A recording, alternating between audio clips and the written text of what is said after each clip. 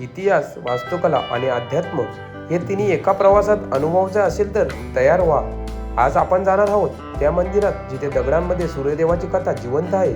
कोणार्क सूर्य मंदिर. त्यानंतर भेट देणार आहोत भुवनेश्वरच्या पवित्र लिंगराज मंदिराला आणि बिंदू तलावाच्या शांत किनाऱ्यावर अनुभवणार दिव्य वातावरण. आणि शेवटी साक्षी गोपाल मंदिर जिथे भगवान स्वतः साक्षीदार झाले होते भक्ताच्या श्रद्धेचे.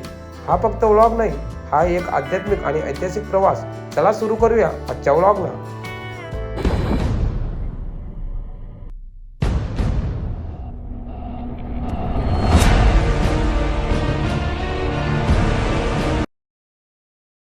शुभ सकाळ मित्रांनो.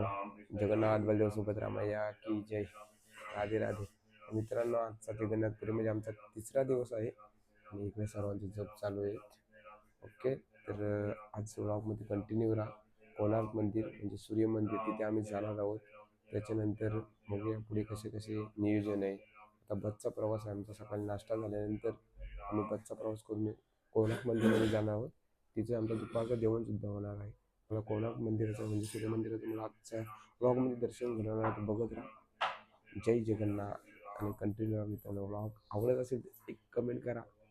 एक कमेंट तुमचा मला पुढचा व्लॉग बनवण्यासाठी नक्कीच प्रोत्साहन करेल. आणि या पवित्र धामात आजचा व्लॉग जर माझ्याकडून काही चूक झाली काय आपण चालतं क्षमा करा. भगवंताच्या मी प्रार्थना करतो. भगवंता कुठूनही कुठला गलत शब्द माझ्या चुकी निघू नये ही प्रार्थना करून आजच्या व्लॉगला सुरुवात करतो. राधे राधे. जगन्नाथ बलदेव सुभद्रा मैया की जय. मित्रांनो, सकाळचा नाश्ता चालू आहे. सकाळच्या नाश्त्यामध्ये आहे उपमा, वडे, सांबर आणि कस्तुपा स्टुडिओ दुगाडपडा हे सुद्धा आहेत नाश्ता करायला. सकाळचा नाश्ता करून घेतो आम्ही आणि मग रवाना होणार आहोत आम्ही बसचा प्रवास करून कोणार्क मंदिर म्हणजे सूर्य मंदिर येथे दर्शनाला. बघत राहा मित्रांनो. फायनली आता आम्ही निघालो कोणार्क सूर्य मंदिराचं दर्शन घ्यायला. खूप छान मंदिर आहे. तुम्ही नक्कीच ऐकलं असेल कोणार्क सूर्य मंदिराबद्दल. आता बस आमची पूर्ण तयार आहे, ती रेडी आहे कोणार्कला जायला. सूर्य मंदिरात दर्शन घ्यायला तिथलं तुम्हाला संपूर्ण माहिती देतो. कंटिन्यू राहा. जय जगन्नाथ. मित्रांनो, पोचलो आम्ही कोणार्कला आणि बस पार्किंग गेले तिकडे पाठीमागे आणि निघालो आता सूर्य मंदिराचं दर्शन घ्यायला. गौरांग आहे माझ्यासोबत. आमचा गौरांग तर नाही आला पण यो गौरांग आहे आमचा. चला जाऊया आता. जेवढं तुम्हाला दाखवायचं शक्य होईल तेवढं दाखवण्याचा प्रयत्न करतो. तुम्हाला हे घडवतो आज सूर्यदेवाचं दर्शन. सर्व निघालेत पुढे. आम्ही सुद्धा आता यांच्या मागे मागे जातो आहे. सर्व माहिती घेण्याचा प्रयत्न नक्की करीन आणि तुम्हाला दाखवण्याचा नक्की प्रयत्न करीन. जय जगन्नाथ. मित्रांनो, आमच्यासोबत आज साक्षी माताजी आहेत आणि प्रत्येक यात्रेमध्ये असतात ते. आणि आम्ही लहान होतो तिथून आम्हाला त्यांनी सांभाळून घेतले. भरपूर काही आम्हाला यात्रा दाखवलं का यात्रेमध्ये कसं वागलं पाहिजे. साक्षी माताजी काय बोलणार तुम्ही? आमची सगळी पोरं एकदम आमच्या सानिध्यातच वाढलीत आणि खूप म्हणजे ते खरोखर या यात्रेमध्ये लहानाचे मोठे होऊन आज आम्हाला खूप मोठा सपोर्ट करतात. काही असू दे म्हणजे वाद्य वाजवण्यात असू दे किंवा संकीर्तन करणं, अजून काही सेवा दिली तरी एकदम उत्साहाने ते भाग घेतात आणि एकदम प्रभूजींना खूप उत्साहाने सेवेमध्ये मदत करतात. त्याच्यामुळे यात्रा एकदम आमची सफल होते. असंच त्यांनी यापुढेही कार्य करत राहो. जय जगन्नाथ. हरे कृष्णा. तर मित्रांनो, आता आपण पोचलोय. चालत चालू आहे. समोर बघा तुम्हाला दिसत असेल सर्व लोक आमचे चालतात. एक आनंद असतो माताजी यात्रेमधला. एक वेगळा आनंद. माणसाने आयुष्यामध्ये यात्रा केली पाहिजे. वर्षातून नाही 4 वर्षातून मग केली पाहिजे. हिंदू धर्मामध्ये ज्यांनी जन्म घेतला त्याने आपल्या देवस्थानी फिरले पाहिजे, देवस्थानांचं दर्शन घेतलं पाहिजे, तीर्थस्थान केले पाहिजेत. हेच एक सांगण्याचा माझा उद्देश असेल. तर चला जाऊया आता आपण दर्शनाला. मित्रांनो, कोणार्क इथे पोचलो आम्ही आणि समोर तुम्हाला दिसत असेल सूर्य मंदिर. बघा आहे सूर्य मंदिर. आता तुम्हाला संपूर्ण इथली माहिती मी देणार आहे. सर्व लोक आहेत आमची इथे. माहिती देण्याचा नक्की प्रयत्न करेन. आता बघूया कसा ॲडजस्टमेंट आहे दर्शन घेण्याची हे बघतो आम्ही पहिला. तुम्ही सुद्धा मंदिराचं दर्शन घ्या.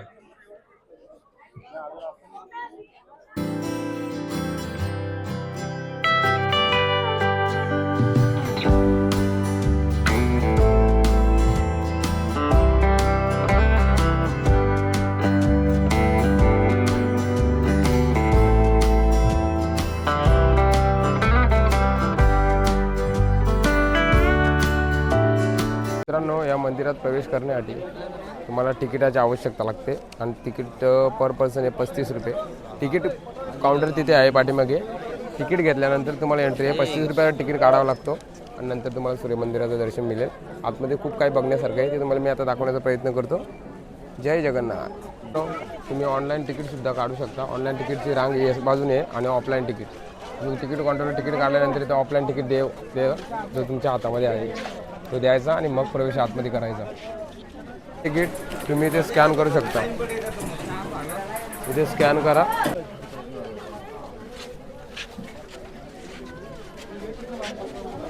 सूर्य मंदिराची माहिती घेण्यासाठी आम्ही पकडला आहे गाईड आणि आता गाईड देणारी चांगली माहिती ती तुम्ही छान प्रकारे ऐकू शकता. काय आहे मंदिराचे रहस्य ते जाणण्यासाठी आपल्या सोबत गाईड ते देतील आपल्याला माहिती. मेरे तरफ से नमस्ते, जय जगन्नाथ। जय जगन्नाथ। अच्छा, आप लोग जो कोणार्क सूर्य मंदिर को देखने के लिए आया, ये जगह का नाम होता है कोणार्क। कोणार्क कोणो कैसे हुआ ना, पहले बना हुआ था 11th century Bhubaneswar Lingaraj temple, 12th century में बना हुआ था पुरी जगन्नाथ टेम्पल। पुरी और भुवनेश्वर का उत्तर और पूर्व का कोण पर बनाया कोणार्क सूर्य टेम्पल 13th सेंचुरी।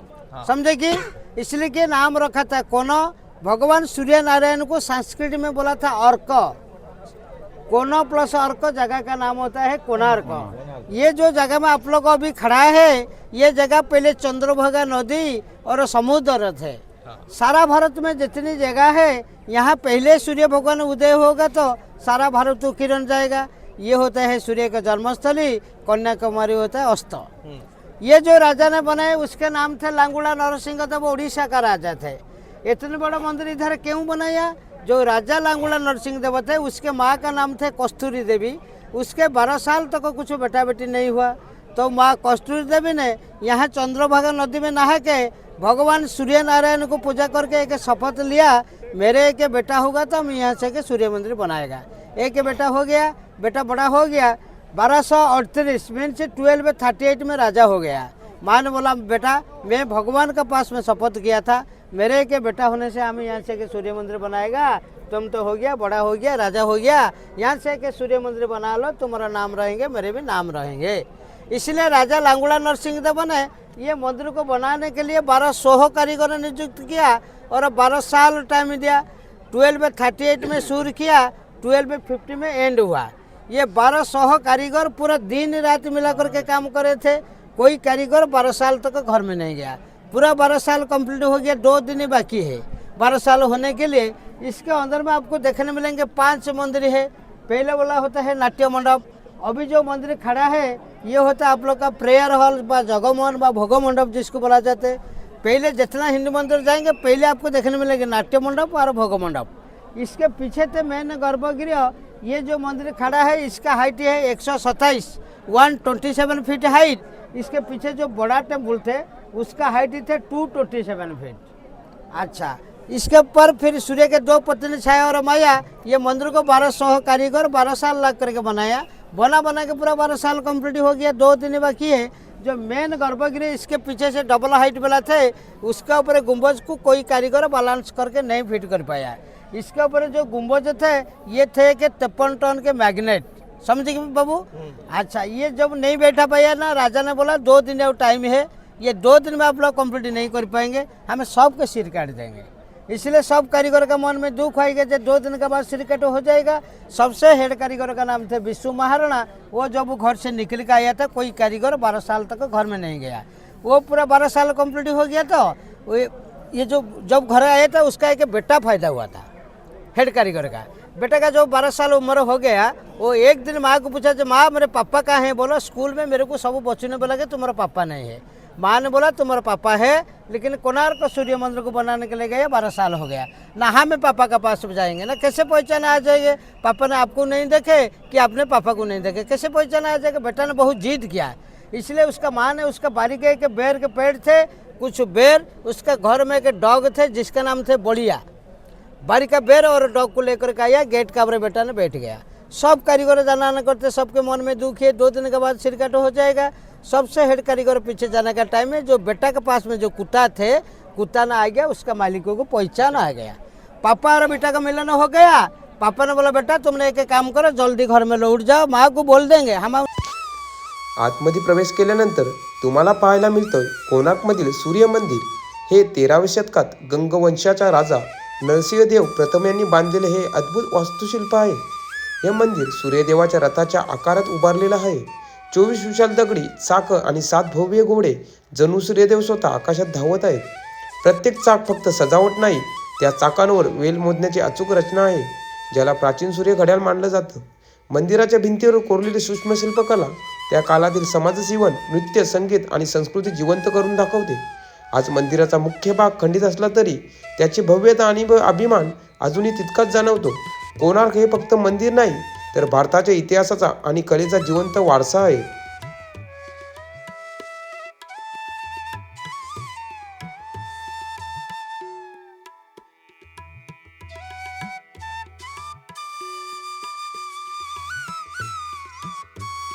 तर मित्रांनो, हा आहे कोणार्क मधला जगन्नाथपुरीमधील कोणार्क आणि कोणार्क मधला हा सूर्य मंदिर.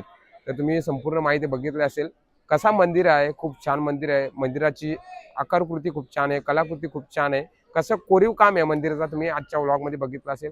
आता आम्ही निघतोय, आता आमचा पुढचा प्रवास आहे. मंदिराचा व्लॉग आवडला असेल, चॅनल नवीन असेल सबस्क्राईब करा गाईज. आणि या मंदिर तुम्हाला दाखवायला तुम्ही दर्शन घेतला. जय जगन्नाथ. सूर्य मंदिर सोडताना मागच्या बाजूला नजर पडली आणि तिथे दिसली मंदिराची वेगळीच भव्यता. मुख्य गर्भगृह आज अस्तित्वात नाही, कारण कालाच्या ओघात आणि नैसर्गिक आपत्तींमुळे तो भाग कोसळला. मंदिर समुद्र किनाऱ्याजवळ असल्यामुळे पूर्वी जहाजांना दिशा दाखवण्यासाठी हे शिखर ब्लॅक पॅगोडा म्हणून ओळखले जायचं. आज जरी काही भाग भग्न अवस्थेत असला तरी त्या दगडांमध्ये अजूनही इतिहासाची ताकद जाणवते. कोणार्क, जिथे प्रत्येक कोणातून भव्यता आणि गूढता दोन्ही अनुभवाला मिळतात, तोच मंदिर म्हणजे सूर्य मंदिर.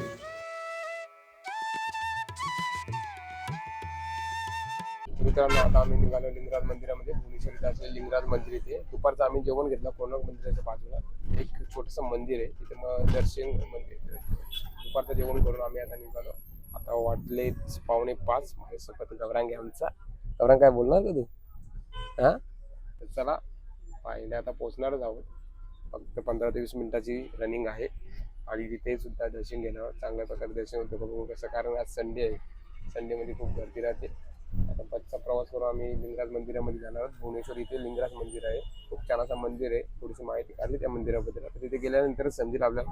बघत राहा. आता आम्ही पोहोचलो लिंगराज मंदिर. बस केली पार्किंग मध्ये आणि सर्व निघाले जाता कीर्तन करत लिंगराज मंदिराचं दर्शन घ्यायला. बघूया, संडे सर्व मंदिरामध्ये गर्दी तर गर्दी राहतेच, पण गेल्यानंतर एक अनुभव वेगळाच येतो, एक फिलिंग वेगळी येते, वाईब्स वेगळी येते. आता आम्ही जाणार आहोत पुढे चालत चालत. बघूया, मोबाईल अलाउड असला तर नक्की दाखवण्याचा प्रयत्न करीन, नसला तर काही करू शकत नाही. प्रयत्नशील परमेश्वर. कीर्तन करत करत आम्ही पोहोचलो बिंदू तलावावर. हरे कृष्णाच्या गजरात संपूर्ण वातावरण भक्तिमय झालं होतं. तलावाच्या शांत पाण्यात मंदिराचे प्रतिबिंब पडत होते आणि त्या प्रसन्न वातावरणात मन आपोआप शांत होत होतं. असं मानलं जाते की या पवित्र तलावात भारतातील अनेक तीर्थक्षेत्रांचं पाणी मिसळलेलं आहे. बिंदू तलाव, जिथे कीर्तन, श्रद्धा आणि शांतता तिन्ही एकत्र अनुभवायला मिळतात. तर मित्रांनो, हा बिंदू तलाव आहे आणि इथे तो आपला लिंगराज मंदिर आहे पुढे. आता इथे जोरदार कीर्तन चालू आहे, दिसत असेल तुम्हाला.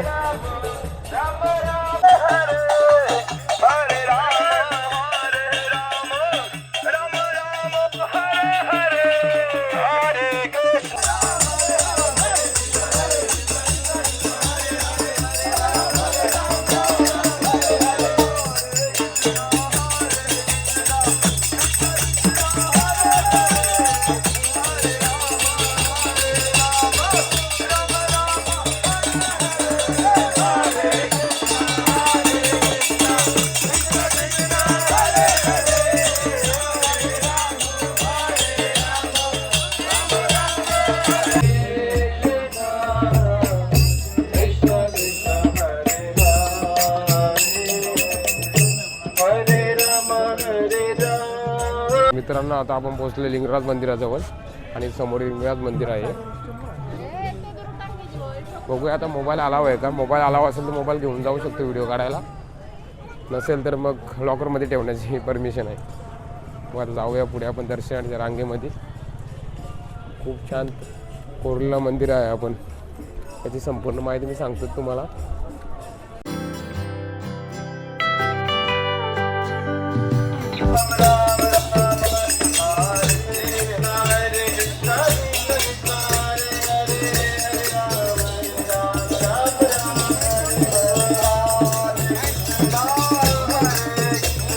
तर मित्रांनो, आम्ही आता लिंगराज मंदिराचं दर्शन घेऊन निघालो. लिंगराज मंदिरामध्ये मोबाईल अलाव नव्हता म्हणून आम्ही थेट निघालो होता पुढे. बघूया आता पुढचं स्थान कुठे, नाही तर सरळ रूम वरती. जय जगन्नाथ.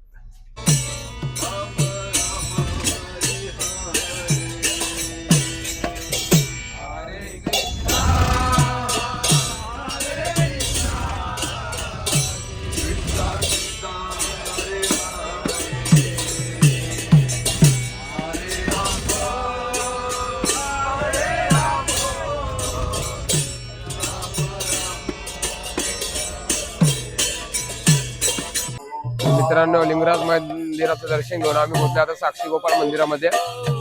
आणि बघूया आता रांग आहे का मंदिरामध्ये जायला. दिसतं गर्दी तर दिसते, पण दर्शन जिथे घेता येईल तिथे घेण्याचा आम्ही प्रयत्न करतो. आणि लिंगराज मंदिरामध्ये मोबाईल अलाव नव्हता म्हणून व्हिडिओ नाही काढू शकलो, पण लांबून तरी काढलेत मी. आणि इकडे साक्षी गोपाल मंदिर, जाऊया आपण. हा आहे समोर साक्षी गोपाल मंदिर. लिंगराज मंदिराचं दर्शन घेऊन सरळ आम्ही साक्षी गोपाल मंदिरामध्ये पोहोचलोय. इथे दर्शन घेऊन इकडे जोरदार कीर्तन चालू आहे. कीर्तन तालावर दर्शन घेण्याची मजाच वेगळी आहे खूप. चला जाऊया आता आपण आतमध्ये. मी आता साक्षी गोपाल मंदिराजवळ आहे, जो जगन्नाथपुरीमध्ये आहे. आणि साक्षी गोपाल मंदिर आहे इथे. आणि तुम्हाला दर्शन घ्यायचं असेल तर इकडे तिकीट आहेत, 20 रुपयाचं तिकीट. कुठेही जा मंदिरामध्ये इकडे 20 रुपयाचं तिकीट काढल्याशिवाय तुम्हाला दर्शन घेताच येणार नाही. असे भरपूर मंदिरे मी बघितली इकडे. बघा इथे बघा, हो तिकीट काढलाय बघा. आमच्या आनंद वामन तिकीट काढलाय. तिकीट काढा तरच दर्शन तुम्हाला. करा ना, तिकीट काढल्याशिवाय दर्शन नाही. बघा यावेळी पण तिकीट काढलाय. विदाऊट तिकीट काय नाही, काहीच चालणार नाही. असा हा आमचा कोणार्क ते भुवनेश्वरचा दिव्य प्रवास. इतिहास, वास्तुकला आणि भक्ती सगळंच एका व्लॉगमध्ये अनुभवायला मिळालं. सूर्यमंदिराची भव्यता, बिंदू तलावाची शांतता आणि मंदिरातील आध्यात्मिक ऊर्जा मनात कायमची साठवून ठेवली. प्रवास संपला पण आठवणी कायम राहतील. तुम्हाला हा अनुभव आवडला असेल तर लाईक करा, कमेंट करा आणि माझ्या जीपीटी यूट्यूब चॅनलला सबस्क्राईब करायला विसरू नका. पुन्हा भेटूया एका नव्या आध्यात्मिक प्रवासात. तोपर्यंत बघत राहा माझ्या जुन्या व्हिडिओ. खूप एन्जॉय करा. जय महाराष्ट्र, वंदे मातरम, जय जगन्नाथ.